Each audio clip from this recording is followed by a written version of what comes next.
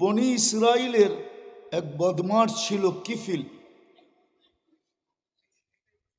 প্রতিদিন ব্যভিচারের পিছনে বর্তমান টাকায় 50 থেকে 60 লক্ষ টাকা খরচ করত। আগে তো টাকা কাগজের ছিল না, এখন তো কাগজের টাকা, ঠিক না? কয়েকদিন পরে কাগজও থাকবে না, কাগজেরও তো একটা ভ্যালু আছে, কয়েকদিন পরে প্লাস্টিক হয়ে যাবে। অনেকের যাবে আসো প্লাস্টিক, প্লাস্টিক চিনেন? কার্ড, এটা তো প্লাস্টিকের। ওই যুগে টাকা ছিল সোনার উপর, বিদায় আজকে এত দাম। তো একদিন এক মেয়েকে নিয়ে আসছে, কামরায় ঢুকায় দিয়া বলতেছে আমি প্রস্তুতি নিয়ে আসতেছি। যখন প্রস্তুতি নিয়ে আসছে তো দেখতেছে মেয়ে কামরায় অজোরে কাঁদতেছে। তো জিজ্ঞাসা করছে, ওই মেয়ে তুই কাঁদিস কেন? বিনা পয়সায় তো আনি নাই, তোর সাথে আমার সাথে দরদাম বললো আর তুই নিজেই তো আমার হাতে ধরা দিলি। তো মেয়ে বলতেছিল, শোন কেফিল, আমি বাজারি মেয়ে না, আর এটা আমার পেশাও না। কোনো এক বিপদের কারণে আমি তোর হাতে ধরা দিতে বাধ্য হয়েছি। হতে পারে মানুষের জীবনে এরকম বিপদ হাজারো হতে পারে, কিন্তু কাঁদি কেন জানিস? কালকে এই চেহারাটা আল্লাহকে কি করে দেখাবো? একটু ভাবেন, কালকে এই চেহারাটা আল্লাহকে কি করে দেখাবো? ওই যুগে তো গুলি ছিল না, তাহলে গুলির কথাই বলতাম। তীর ছিল, তীর মারলেও এত জোরে লাগতো না যত জোরে কিফিলের দিলে এই কথাটা লাগছে। সে একটা চিৎকার দিছে আর মাটিতে পড়ে গেছে, বলছে, বোন, তোর গায়ে তো আমি এই পর্যন্ত আঙ্গুলের ছোঁয়াও দেই নাই, তাতেই যদি তোর এই দুরবস্থা হয়, তাহলে আমি কিফিলের কালকে কি হবে?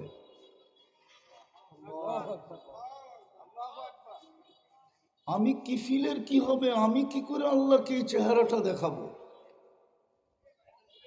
তো কিফিল টাকার থৈলি হাতে উঠায়া দিছে আর বলছে, বোন, তোর গায়ে আমি আঙ্গুলের ছোঁয়া পর্যন্ত দিব না, কিন্তু একটা অনুরোধ করব, রাখতে হবে। বলছে, সেটা কি? বলছে, তুই হাত দুটা উঠায়া চোখের পানি দিয়ে আল্লাহকে একটু বলা দে যে আমি তওবা করলাম।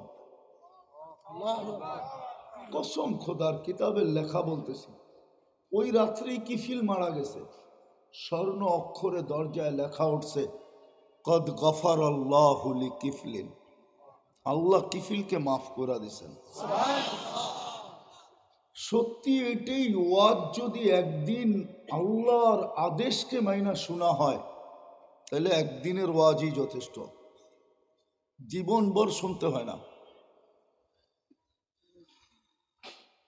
এই জন্যই আমাদের ওয়াজ কার্যকরী হয় না কেন জানেন? আল্লাহর আদেশ মাইনা যেরকম শোনার দরকার ছিল, এরকম আমরা কেউ শুনি না। সাহাবা তো হেলাধুলাও করতেন না, নড়াচড়াও করতেন না। কোরআন তাদের প্রশংসা করতেছে, সামি'না ওয়া আতা'না। শুনতে দেরি, মানতে দেরি হয় নাই। কেননা সত্য তো এটাই, যেখান থেকে আসছি ওইখানেই চলে যাব, বাইপাস হওয়ার কোনো সুযোগ নাই। হতে পারে বাংলাদেশে অনেক বাইপাস আছে, কিন্তু আল্লাহর কাছে যাওয়ার ব্যাপারে কোনো বাইপাস নাই। আল্লাহর কাছে যেতেই হবে। যিনার কাছ থেকে আসছি উনার কাছেই যাব। যিনি আমাদেরকে অস্তিত্ব দিছেন উনার কাছেই যেতে হবে। সত্য এটাই। শুধু অস্তিত্ব দেন নাই, আপনাকে আমাকে সাজাইছেন, নিয়ে আসেন এই এলাকার 1 সপ্তাহের ভিতরে যে বাচ্চাটা হয়েছে ওকে নিয়ে আসেন, আর একটু তাকায় তাকায় দেখেন ওর ভিতরে আছে কি? কিছুই তো নাই, শুধু অস্তিত্বটাই তো আছে। একটা নিয়ে আসেন এখানে, একটু উপরে রাইখা সবাই দেখেন।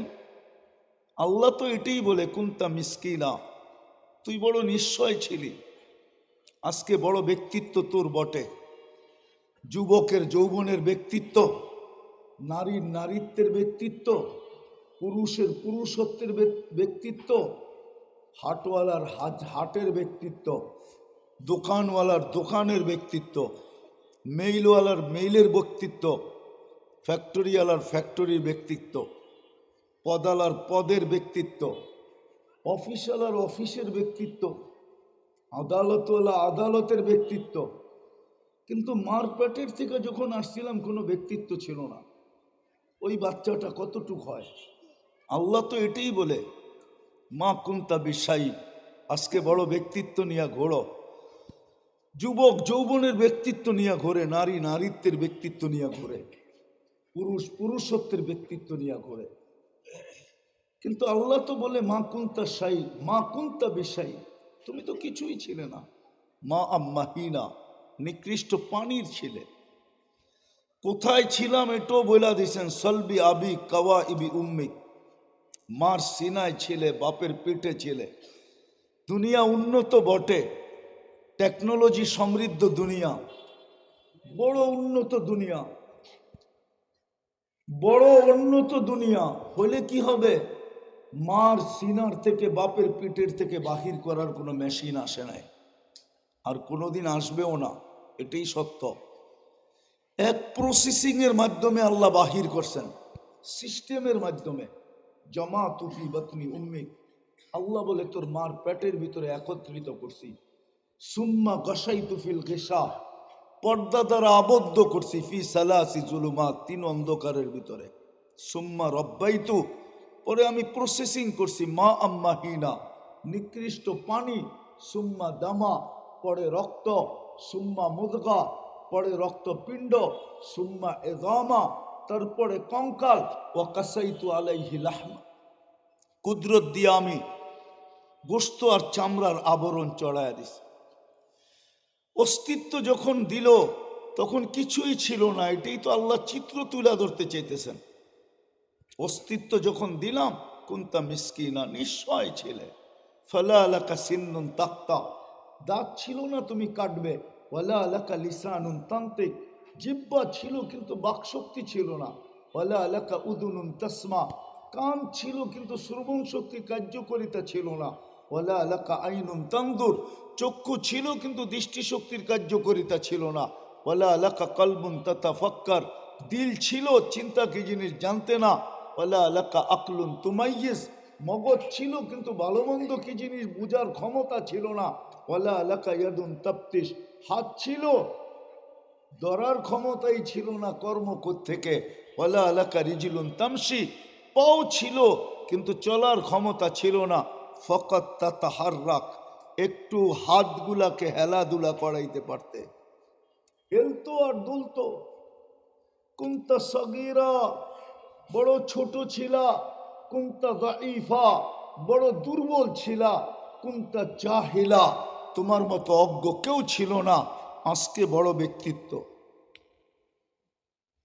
আজকে সবাই আমরা ব্যক্তিত্ব নিয়ে চলি।